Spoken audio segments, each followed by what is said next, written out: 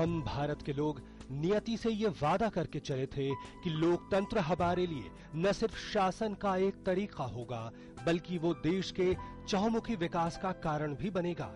पिछले 6 से ज्यादा दशकों में संविधान और लोकतंत्र की ये यात्रा आत्मसम्मान से आत्मनिर्भरता तक की भी है।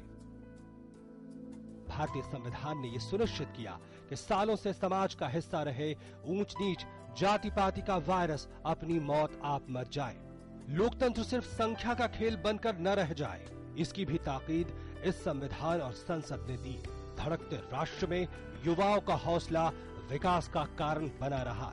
सत्ता के कोने कोने तक का सपना उस समय पूरा होता दिखा जब संविधान में 72वें और 73वें संशोधन के जरिए पंचायती राज को सत्ता की चाबी दी गई, यानी खुद मुख्तारी की शक्ति।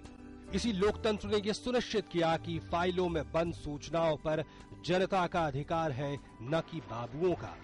हमारे हाथ हमारी किस्मत बनाते हैं और शिक्षा का हथियार अब सबके साथ होगा, इसकी भी गारंटी तय हुई। विकास की रेस में कोई पीछे नहीं रहेगा, इसका आरक्षण ने सबको संबल दिया। लोकतंत्र के निगहबानों ने तय किया कि गरीबी के आंकड़े चाहे कुछ भी हों, लेकिन रोटी का हक सबका होगा। ये बड़ा सच आज भी मुंह बाए खड़ा है कि इतने बड़े सरकारी तंत्र को चट करने की फिराक में बैठा भ्रष्टाचार अब और बर्दाश्त नहीं होगा। अब उसका सामना है लोकपाल से। संविधान से संपत्ति का अधिकार मूल अधिकारों में से निकाल दिया गया, तो वो एक बहुत महत्वपूर्ण संशोधन था। दूसरा, संविधान में 10वीं अनुसूची जोड़कर दल बदल को गैर कानूनी किया गया।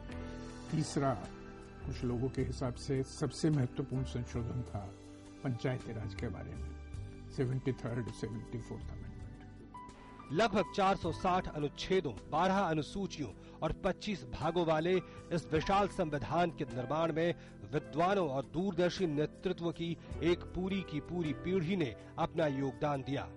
समय की आवश्यकता और नई चुनौतियों को ध्यान में रखकर भारतीय संविधान में लगभग 100 संशोधन या कहें बदलाव हुए, लेकिन मूलभूत विचारधारा, सिद्धांतों, आदर्शों और प्राथमिकताओं में कोई बदलाव नहीं आया।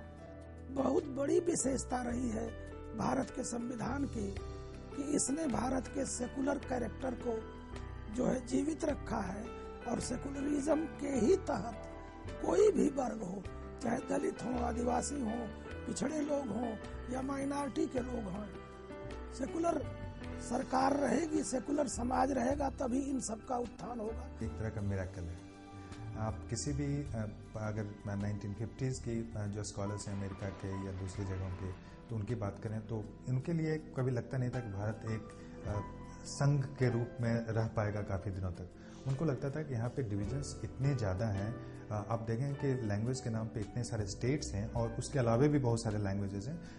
बाहरी हमलों, प्राकृतिक विपदाओं, आतंकवादी हमलों, प्रधानमंत्री और उनके उत्तराधिकारी के नृशंस हत्याओं, इमरजेंसी और कुछ क्षेत्रों में भयावह सांप्रदायिक नरसंहार के बावजूद लोकतंत्र की जड़ें नहीं हिली। हमारे पड़ोस में जितने भी देश हैं, उन सबको देखें, उनके संविधान या तो एब्रोगेट हो गए या सुपरसीड हो गए या नए संविधान आ गए या वहां डिक्टेटरशिप आ गई या मिलिट्री का रूल आ गया। उसका सबसे बड़ा कारण यह है कि हमने जो रास्ता अपनाया वो एडजस्टमेंट, एकोमोडेशन, कॉन्सेंसस का अपनाया। जानकारों ने तब इसे इतिहास का सबसे बड़ा दांव कहा जब साल 1952 में पहला आम चुनाव हुआ था। तभी से बार बार भारतीय लोकतंत्र पर कई अंदेशे जताए जा चुके हैं, लेकिन इसी जमीन पर न सिर्फ लोकतंत्र फलता फूलता रहा, शायद इसीलिए कहना होगा कि कुछ तो बात है कि हस्ती मिटती नहीं हमारी, वो लगातार लहलहाती और लहराती रही है। ओम प्रकाश दास, डीडी न्यूज।